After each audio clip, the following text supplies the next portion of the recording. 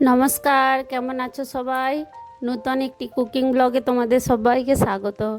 দেখো, আজকে আমি কুলফি বানাবো। যা গরম পড়েছে সেই জন্য আজকে আমি কুলফি বানিয়েছিলাম। তো ভিডিওটা ভালো লাগলে প্রথম দিক থেকে শেষ অবধি পুরাটা দেখবে।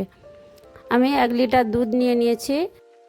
এতে কিছু কাস্টার্ড পাউডার, না মিল্ক পাউডার, না কর্নফ্লোর কিছুই অ্যাড করবো নি। তো দেখো আমি কিভাবে বানাচ্ছি।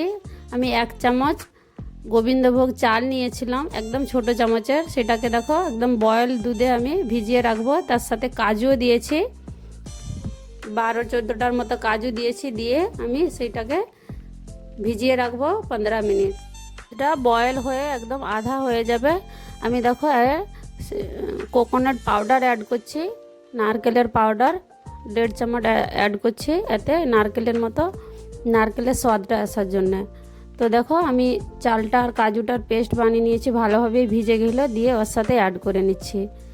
এভাবে কন্টিনিউ চালাতে থাকবো 5-7 মিনিট। তারপরে দুধটা অনেকটা গাঢ়া হয়ে কমে আসলে তখন আমি স্বাদ অনুসার চিনি দেবো। যেমন তোমরা মিষ্টি খেতে চাও সেভাবে চিনি দেবে। আমি 3 চামচ চিনি দিয়েছিলাম।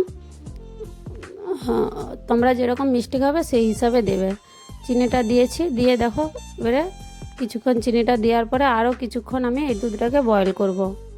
একদম দুধটা কমে আসলে সেই স্টেজ অবধি আমি পাকি নেব। দেখো দুধটা আমার অনেকটাই গাঢ়া হয়ে কমে গেছে। আমি গ্যাসটা বন্ধ করে দিয়েছি। এটাকে পুরো আমি ঠান্ডা করে নেবো, কেননা ঠান্ডা হয়ে যাওয়ার পরে দেখো এরকম থাকবে, পুরো একদম গাঢ়া দইয়ের মতো হয়ে থাকবে। এটাকে আমি ঠান্ডা হয়ে যাওয়ার পরে মিক্সিতে এটাকে একটু গ্রাইন্ড করে নেব। দেখো মিক্সিতে ঘুরিয়ে নিয়েছি। দিয়ে আমার কাছে যে কুলফি সাঁচা ছিল তা একটুখানি হালকা অয়েল ব্রাশা করে তেল লাগিয়ে নিচ্ছি। দিয়ে তাতে আমি দিয়ে দেবো। ব্যাস 3টাতেই দিয়েছিলাম।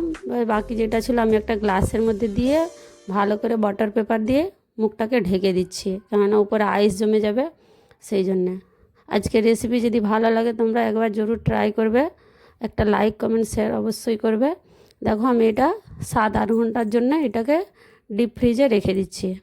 তারপরের দিনে আমি এটা দুপুরবেলা বার করেছিলাম। 2-3 মিনিট এটাকে জলে এইভাবে ডুবিয়ে রাখবো। ডুবিয়ে রাখলে অটোমেটিক নিচ থেকে ছেড়ে যাবে কুলফি সাঁচার ভেতর থেকে।